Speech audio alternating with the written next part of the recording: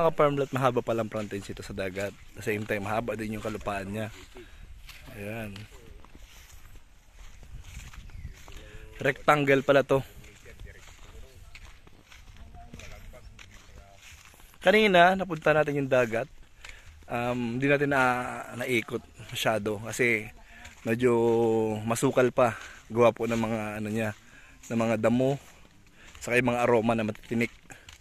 Kaya ito, lakaran natin na lang dito sa may kalupaan para makita yung ibang dagat.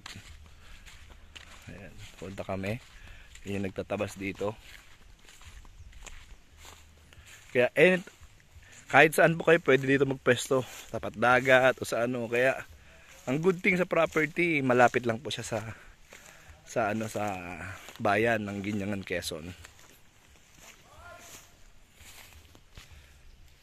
Ayan mga farmland. Ay, yung muhon. Saan? Ayun. Ito? Ayun yung muhon. Nandito yung property, kita nyo naman po yung dagat. Tapos ito yung kalupaan niya. Halos 100% flat land. Ayan. Sa mga buyer po dyan, ito po yung pinaka-owner. Ayan, kaibigan po natin yung owner. Ayan, nakatawa oh. Parang si Claudine Barreto.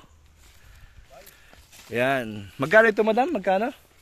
Ang per ano niya? Per 1,000? 1.5 ang per square meter. 1.5 ang per square meter. Magkano ilan ang minimum cut? 500.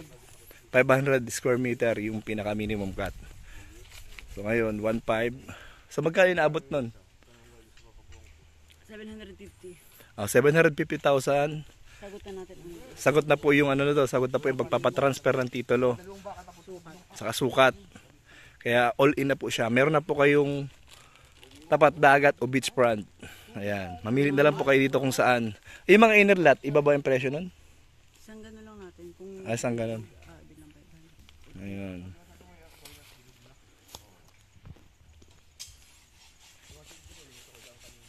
Ganda no?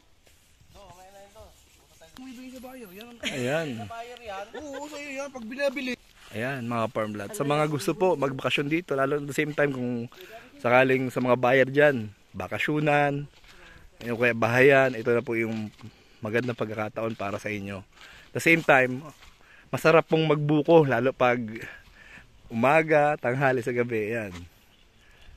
Ayan. Madami na kayo sama kayo sa buko juice. Ayan, may pang salad na rin kayo. Mga farmland. Ayan.